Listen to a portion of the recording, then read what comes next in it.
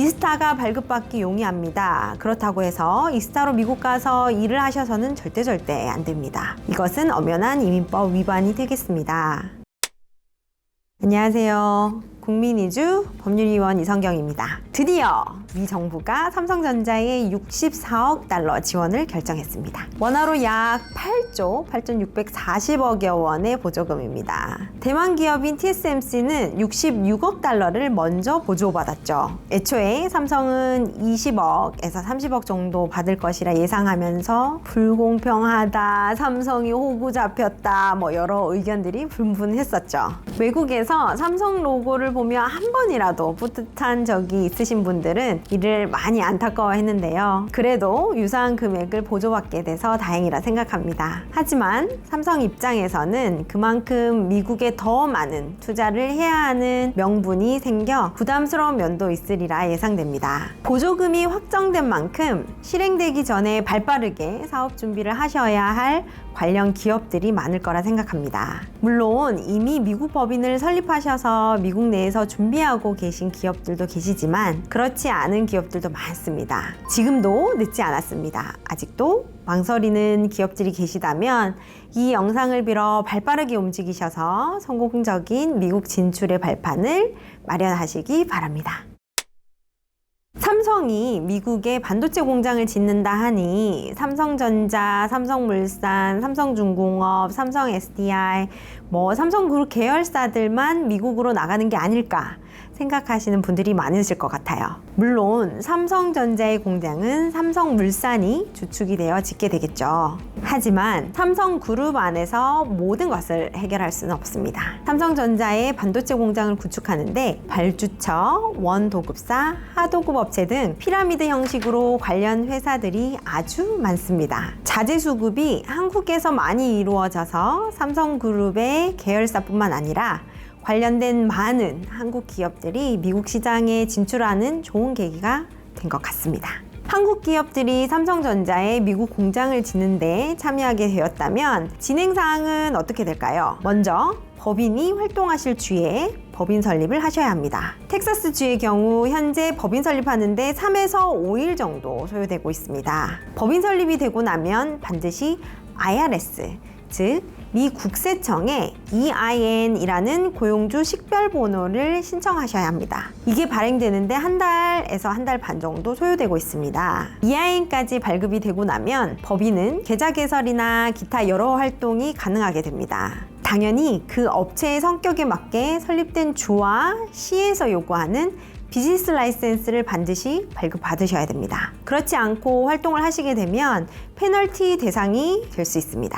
법인 설립을 하고 그 법인이 적법하게 활동할 수 있을 때까지는 2-3개월 정도가 소요되니 이 시기를 잘 정하셔서 사업을 준비하시기 바랍니다. 법인이 설립되었다면 이제 미국 가서 일을 하셔야겠죠. 필요한 인력들이 적합한 비자를 받아 미국으로 건너가셔야 합니다. 주재원 비자가 필요해요. 이스타가 발급받기 용이합니다. 그렇다고 해서 이스타로 미국 가서 일을 하셔서는 절대 안 됩니다. 이것은 엄연한 이민법 위반이 되겠습니다. 최근 여러 한국 기업들의 미국 진출로 많은 한국 분들이 이스타로 입국하고 계신데요.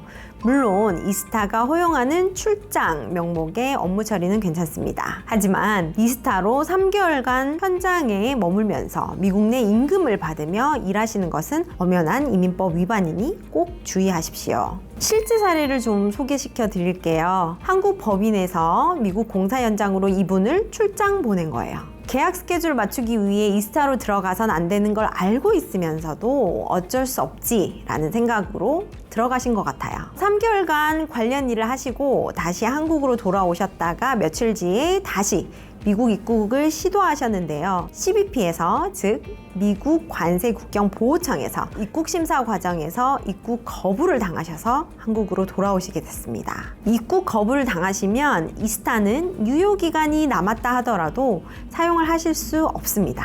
단순 관광 목적이라도 B1, B2 관광비자를 받으셔야 돼요. 그러면 관광비자는 신청만 하면 주느냐?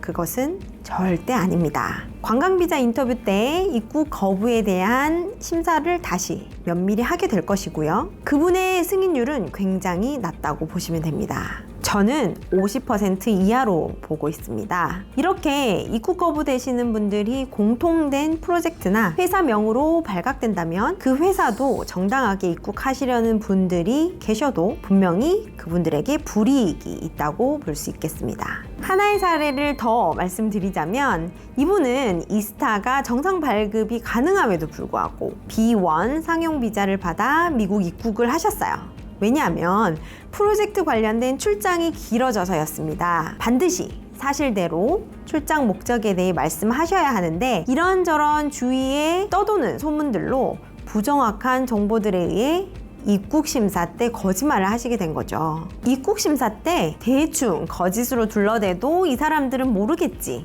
라고 생각하시는 분들이 종종 계신 것 같아요. 이 입국 심사관들은 늘상 하는 일이 입국 관련 심사이기 때문에 거짓 진술에 대해 잘 알고 있습니다. 그래서 절대 거짓말을 해서는 안 되겠습니다. 만약 프로젝트로 미국을 입국하신다면 해당 주 혹은 그 인근의 주로 입국하시는 것을 추천드립니다. 주로 미 중남부 지역에서 이런 프로젝트들이 많이 진행되고 있는데요. 북쪽 주에서는 이러한 분위기를 잘 모를 수 있습니다. 이번 삼성전자 반도체 공장 건설과 관련된 회사들과 법인의 미국 진출에 대한 상세한 정보가 필요하시다면 국민이주로 연락 주십시오. 감사합니다.